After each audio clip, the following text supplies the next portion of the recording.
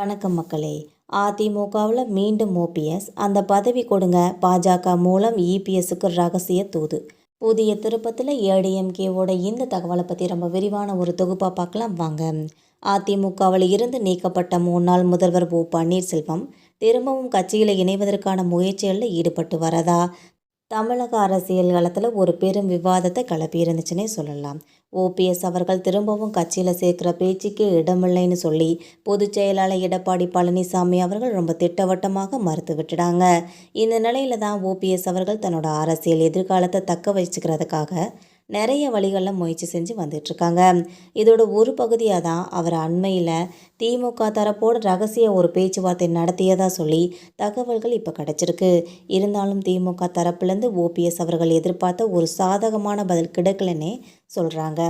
திமுகவில் இணையிறதோ அல்லது அங்கே கூட்டணி அமைக்கிறதோ இன்றைக்கி இருக்கிற சூழ்நிலையில் சாத்தியம் இல்லைங்கிறது தெரிஞ்சுக்கிட்ட ஓபிஎஸ் அவர்கள் திரும்பவும் அதிமுகவிலே ஒரு கௌரவமான இடத்தை வாங்குறது தான் சிறந்த முடிவுன்னு சொல்லி இந்த முயற்சியை பண்ணிக்கிட்டு இருக்காங்கன்னே சொல்லலாம்.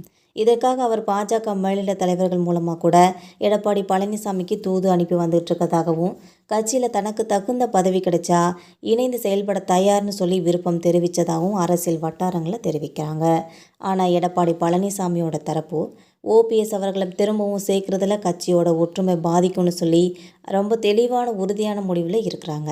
குறிப்பாக ரீசெண்டாக செய்தியாளர்கள் சந்தித்து பேசிய எடப்பாடி பழனிசாமி அவர்கள் ஓபிஎஸ் போன்ற துரோகிகளுக்கு கட்சியில் இடமில்லைன்னு சொல்லி திரும்பவும் ஒரு முறை தெளிவுபடுத்தியிருக்காங்க. இதனால் பாஜகவோட அழுத்தம் எடப்பாடி பழனிசாமியோட முடிவை மாற்றுமா அல்லது ஓபிஎஸோட அரசியல் பயணம் புதிய திசையை நோக்கி நகருமாங்கிறது வரும் நாட்களில் பொறுத்திருந்து தான் பார்க்க வேண்டும் மக்களே. மேலும் ஒரே நேரத்தில் திமுக மற்றும் தாவேகான்னு சொல்லி 2 குதிரைகளில் சவாரி செய்ய காங்கிரஸோட நிர்வாகிகள் முயற்சி பண்ணுறதாகவும், இப்போது நடிகர் விஜயோட தரப்பு உஷார் நடவடிக்கையால் செய்வதறியாது திகைத்து நிற்கிறாங்கன்னு சொல்லி அரசியல் பிரமுகர்கள் சொல்கிறாங்க.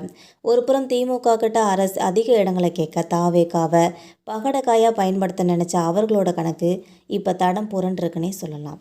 2 தரப்பிலும் உண்மையான ஒரு பிடிவாதம் இல்லாத நிலையில் கதர்கள் போன்ற கையை பிசைஞ்சு கொண்டு அடுத்த கட்ட நகர்வுக்காக டெல்லி மேலிடத்தோட உத்தரவை எதிர்பார்த்து காத்திருக்கிறாங்க. இறுதியில் கனிமொழிக்கு ராகுல் காந்திக்கு இடையில் நடந்த பேச்சுவார்த்தைக்கும் அப்புறமா திமுக கூட்டணி உறுதிப்படுத்தப்படுமா இல்லை தாவேகாவோட பவர் ஷேரிங் ஆஃபர் காங்கிரஸை திசை திருப்புமான்றது இன்னும் சில வாரங்களில் தெரிஞ்சிடும். அதிகாரத்தில் பங்கு என்ற ஒரு இலக்கை நோக்கி ஓடும் சில காங்கிரஸ் சீனியர்கள் நடிகர் விஜயோட நிபந்தனைகளை ஏற்று திமுகவை விட்டு வெளியேறதுக்கு துணிஞ்சிருவாங்களாம், இல்லை வழக்கம் போல திமுகவோட நிழலிலே தஞ்சம் அடைஞ்சிருவாங்களா? அதை பொறுத்திருந்தே பார்க்க வேண்டும் மக்களே.